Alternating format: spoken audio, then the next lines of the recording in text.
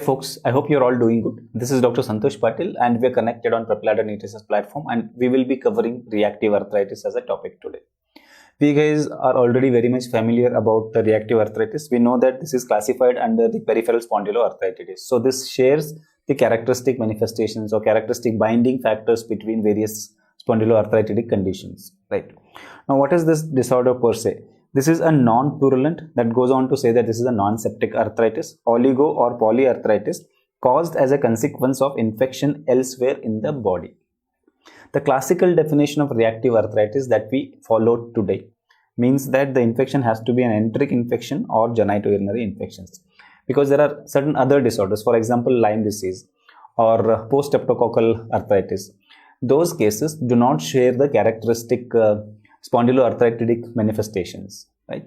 That is why they are grouped separately. So when we say reactive arthritis today, it means oligo or polyarthritis which is non-purulent, which is following enteric or genitourinary infections. Yes, in rare instances it may be involving URTI, upper respiratory tract infection, can also be rarely responsible. Now coming to the etiology of this disorder, that means we already know that there should be a preceding infection. You would notice that most of the infections are caused by gram-negative bacteria, right? Those who contain the lipopolysaccharide, gram-negative bacteria. Like if you talk about the enteric infections, Salmonella can cause, Yersinia enterocolitica has been implicated, Shigella, almost all species of Shigella have been implicated, but the global literature, global data says that Shigella sonnei and Flexneri are responsible for majority of the cases. But if you see Indian data, one thing is consistent, that is the Shigella dysenteriae is the most common Shigella species that we see in India, responsible for reactive arthritis. But I want you to remember one more point about it.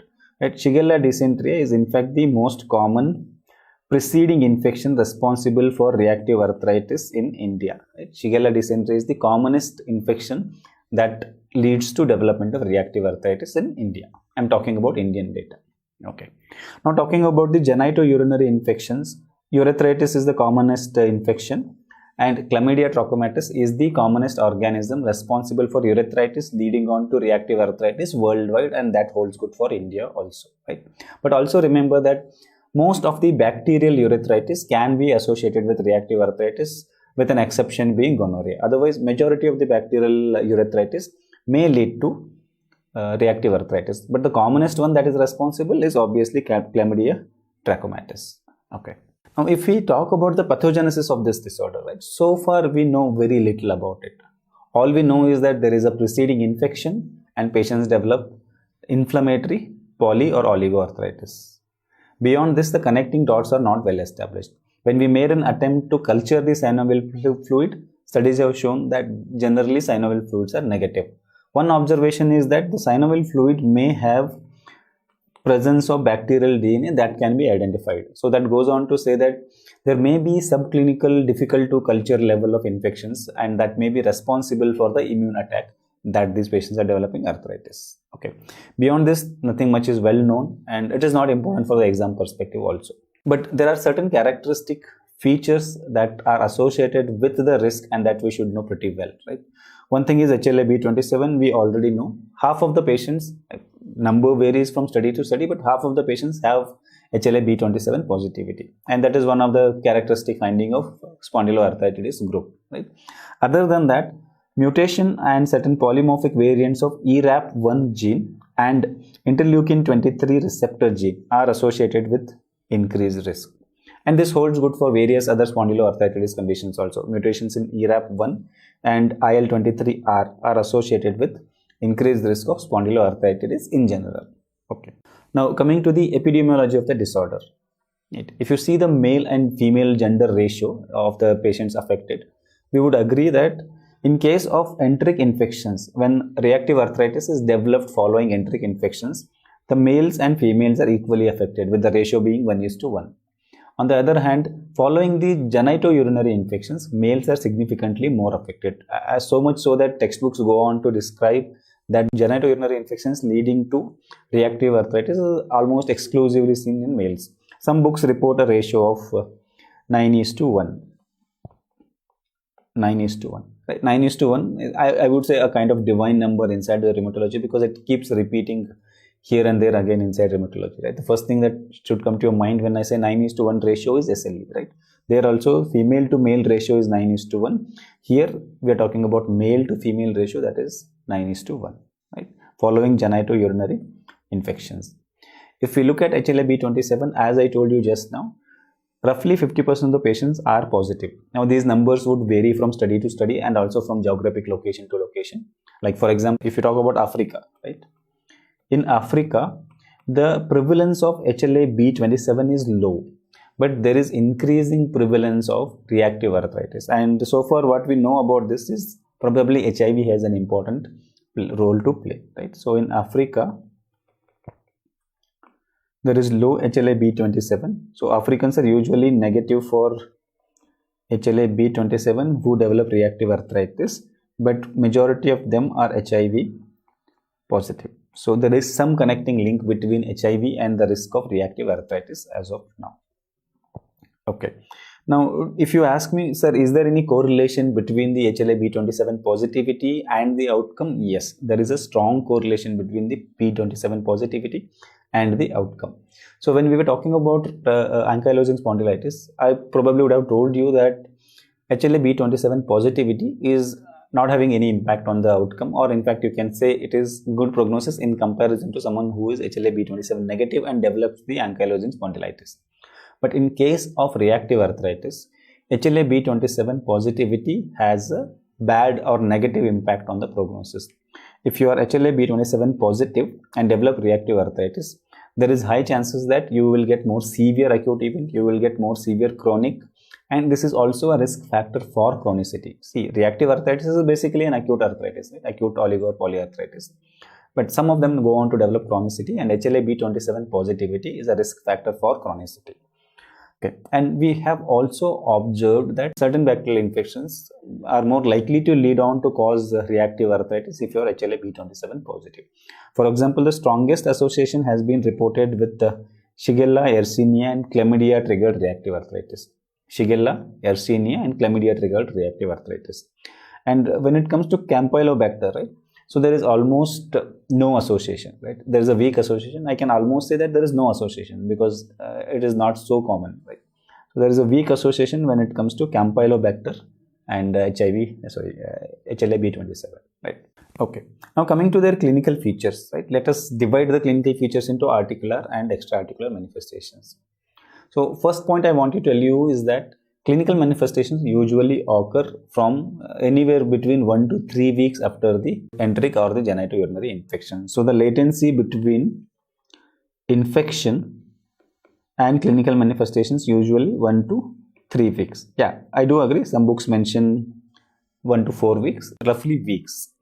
So sometimes it can manifest within days, like a little before the beginning of the first week, 1 week, or maximum 3 to 4 weeks, right?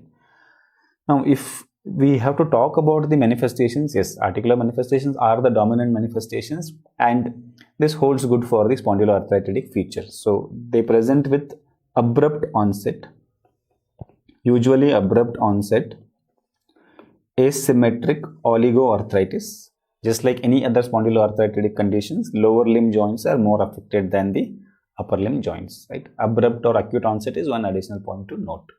Other than that, just like any other spondyloarthritic conditions, these patients are also prone to develop enthesitis, right? Enthesitis is very characteristically seen here. So patients can develop the tendinitis and enthesitis. So Achilles tendinitis is common, especially at the insertion site, and patients may develop the plantar fasciitis. So one of the presenting complaint could be heel pain, right? The other feature we would notice is patients developing dactylitis or sausage digits. What is dactylitis or what is sausage digits? See, if you remember from the rheumatoid arthritis videos, you would have noticed that I would be frequently talking about fusiform swelling of the joints, because only joints are affected, joints are inflamed. But if other than joints, the surrounding soft tissues and the joint supportive structures like tendons and ligaments are also inflamed, that causes diffuse inflammation of the digit, then we call it as dactylitis, right? Diffuse inflammation, not restricted to joints and synovium per se, right? Then we call it as dactylitis, which can also be called as sausage digits because the digits looks like sausages, right? Probably you can appreciate that sausage digit in this image, right? So the first image is of a patient who has dactylitis. You can see the uniform swelling of the digit, right? Dactylitis. And in the next image, you can appreciate that there are fusiform swellings of the proximal interphalangeal joints, right? This is actually of a patient with rheumatoid arthritis. It is not diffuse swelling, right? This is a fusiform swelling. So this is actually from a patient with rheumatoid arthritis, right? Okay. Examiners may ask you where else you see dactylitis. So dactylitis can also be seen in various other conditions, right? More characteristically seen in patients with psoriatic arthritis, sometimes in patients with sickle cell anemia also, right? So dactylitis is one point to note. Okay. Now what do we appreciate in this image?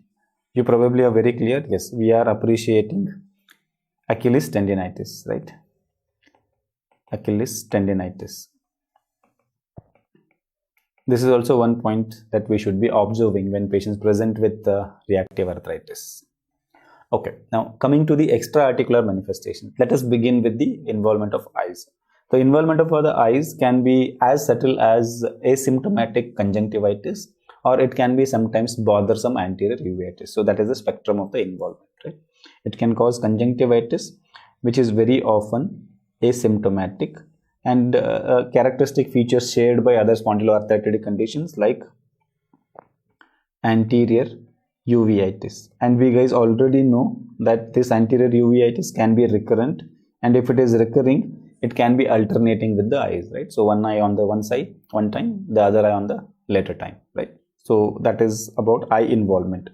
Now if we talk about skin involvement, right, we have a characteristic lesion called keratoderma blenorrhegicum. Keratoderma blenorrhegicum. Right. So this is very characteristically seen in patients with reactive arthritis. What is this? The name itself says keratoderma, right? So that means there should be somewhere, there should be keratitis, hyperkeratosis, right? Yes, it is. It is a condition where patients initially develop pustules, mainly affecting the palms and soles, which later go on to form hyperkeratotic lesions. Hyperkeratotic lesions, and these hyperkeratotic lesions clinically as well as histopathologically they resemble psoriasis, right? And that is why we call these lesions as psoriasiform lesions. What we call them as? We call them as psoriasiform lesions. The only difference is that the distribution is mainly palms and soles, right? And this keratoderma blenorrhegicum is characteristically associated with the genitourinary infections leading on to development of reactive arthritis. This is not so strongly associated with the enteric infections causing reactive arthritis, right? So this has a strong correlation with urethritis. So majority of the patients who present with such presentation would have a history of urethritis rather than enteritis. Probably in this image you can clearly appreciate that patient has developed the hyperkeratotic lesions of both the soles, right? Palm involvement is also known to occur, and this is what we call as keratoderma blenorrhegicum. Okay, now coming to the nail changes. Nail changes can involve in the form of onycholysis. Sometimes, yes, there can be pitting of the nails, but the pitting is not as characteristic, or it will not be having so many numbers that we see in patients with psoriatic arthritis, but pitting can also occur. Onycholysis is something that we can see. We can see yellowish discoloration, especially the distal half of the nails, yellowish discoloration, and sometimes there can be heaped up hyperkeratosis. The hyperkeratosis is collecting up, heaped up hyperkeratosis. You can appreciate the heaped up hyperkeratosis and onycholysis from this image, right? So these are the nail changes. Now coming to the changes or characteristic lesion that we see on the glans penis of these patients. I can say that this is the mucosal or glans counterpart of keratoderma blenorrhegicum, because this also starts with pustules, and those pustules usually cause ulcers, and those ulcers then give rise to this geographic picture that we see here. So when we say circinate balanitis, this basically means patients have circular lesions and some serpentine lesions, right? You can appreciate serpentine as well as circular lesions, right? Remember, these lesions are usually painless. So it starts with pustules and then they ulcerate to give rise to succinate balanitis, but it is usually painless. Right? And this also strongly correlates with the urethritis or the genitourinary infections as the preceding event for reactive arthritis. Okay, so far we have understood the organisms that are known to cause. We have a little bit basic understanding about the pathogenesis, and we know the clinical manifestations. Now, before we go on to discuss the diagnosis and treatment, let us understand the natural course of the disease. Right? The natural course of the disease is that in 1/3 of the patient experience a single oligoarthritic event. From this point, these 1/3 of the patients would go on to make a complete recovery. The recovery would take anywhere between 3 to 6 months of time. Right? In 3 to 6 months, they would return back to normalcy. Remainder of the 2/3, those patients would experience either recurrent oligoarthritis or they would develop chronic arthritis. Obviously, in rheumatology, when we say chronic, that means the symptoms are persistent for more than 6 months, right? So that is when we call it as chronic arthritis. So for more than 6 months, symptoms would be persistent. So 2/3 or roughly 60% of the patients go on to develop chronic arthritis. And there are two important risk factors for chronicity. What are those? The first one is HLA-B27 positivity. I hope I have already told you that HLA-B27 is associated with negative prognosis, right? Chronicity as well as severity of the disease. So yes, that is one risk factor. Apart from that, if you look at the organism profile, right, Shigella probably carries the highest risk for causing reactive arthritis, which will become chronic. Shigella is another risk factor. So two risk factors to note: HLA-B27 positivity and Shigella as the preceding infection. Now coming to its diagnosis. So remember, diagnosis is mainly clinical. We don't have any confirmatory or a definitive test that proves that this is a reactive arthritis. Yes, to make the job easier, there are certain diagnostic and classification criteria put out. I specifically want you to remember the two names. The first criteria I want you to remember is Berlin criteria. Yes, you are right. Berlin criteria has another Berlin criteria we have, that is which is used for ARDS, that definition as well as severity classification of ARDS. Right, you are right. The second one is Brown criteria. Right? Brown criteria. We would be discussing about Brown criteria in detail. Right? So what is Brown criteria? According to Brown criteria, there are major and minor criteria. Okay, what are the major criteria? Major criteria are basically about defining the characteristic of oligoarthritis, which is nothing but the characteristic of the spondyloarthritis per se. And the second major criteria is about the evidence or clinical evidence of a preceding infection which is known to trigger reactive arthritis. And then what are the minor criteria? Minor criteria are about the laboratory evidence of the preceding infection or a triggering infection and the evidence of synovial infection, right? So let us see what is these criteria. What are the major criteria? The first one is about arthritis. So two of the following three findings should be satisfied. And what is that? Asymmetry, mono or oligoarthritis, and affection predominantly in the lower limbs, right? So all these are basically the characteristic manifestations of peripheral spondyloarthritis. So that is what the criteria number 1 is about, major criteria. Okay. What is the criteria number 2? Preceding symptomatic infection with one or two of the following findings. What are those following findings? The findings are about enteritis or urethritis, right? Enteritis or urethritis. So if patient had diarrhea for at least 1 day, 3 days to 6 weeks before the onset of arthritis, right? Diarrhea for at least 1 day, 3 days to 6 days before the onset of arthritis. That can be considered as one of the major criteria. If the patient had urethritis instead of enteric infections, right, then it is defined as dysuria or discharge for at least 1 day, same, 3 days to 6 weeks before the onset of arthritis. Okay, so these are the major criteria.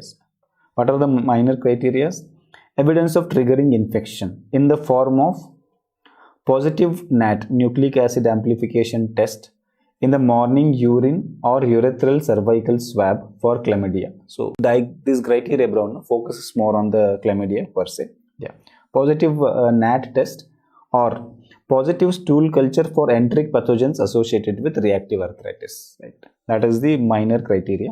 The second minor criteria is evidence of persistent synovial infection I've already told you we can't culture the synovial fluid. So there are studies which have shown that the organisms cannot be cultured, but the evidence can be collected in the form of positive immunohistology or PCR for chlamydia. Okay, so basically focused on chlamydia, as I told you. This is the major and minor criteria. Now, how do we interpret the reports? For the interpretation, we should focus here. It will be called as definitive reactive arthritis if both major criteria and a relevant minor criteria is present. Right? So both are there. There is a arthritis which is mono or oligo, which is characteristic of peripheral spondyloarthritis, and there is a preceding symptomatic infection either in the form of enteric. If we say enteric, then the relevant minor criteria would be the positive stool culture for enteric pathogens associated with rheumatoid reactive arthritis, or if you talk about the genitourinary or urethritis, then the positive nucleic acid amplification test. Okay, why does this diagnostic criteria mainly focuses on chlamydia? It is because chlamydia is the most common cause for the urethritis worldwide.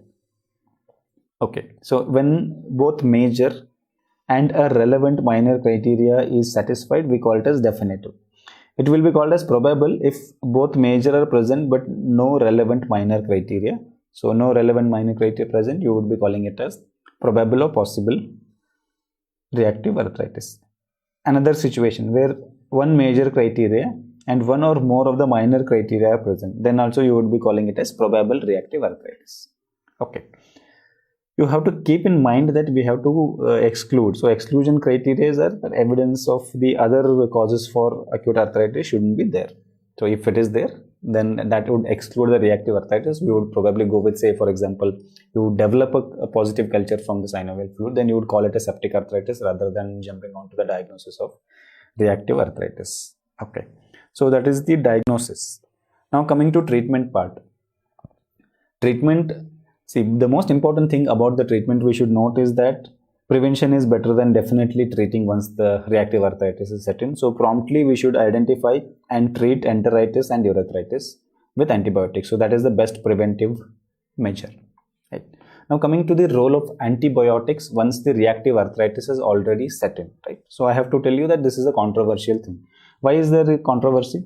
Because there are various studies and meta-analysis which show that starting antibiotics once the reactive arthritis is set in is not usually helpful. In terms of the outcome, it has not yielded any good result, with one exception, right? So there are some studies which show that if we give rifampicin for 6 months following a reactive arthritis which has developed after chlamydia urethritis, in those circumstances, it shows some benefit. And this probably derives from the assumption that though we cannot culture the organisms from the synovial fluid, there is some evidence in the form of detection of the bacterial DNA and other products of the bacteria from the synovial fluid that goes on to say that probably there may be subclinical infections which is difficult to culture, but the presence of organisms facilitates the immune reaction against those organisms, and that may be responsible for us developing reactive arthritis. So if you tackle the organisms, then the chances of developing the reactive arthritis or its progression is hindered, right? So with that logic, when trials were done with rifampicin, some benefit was seen.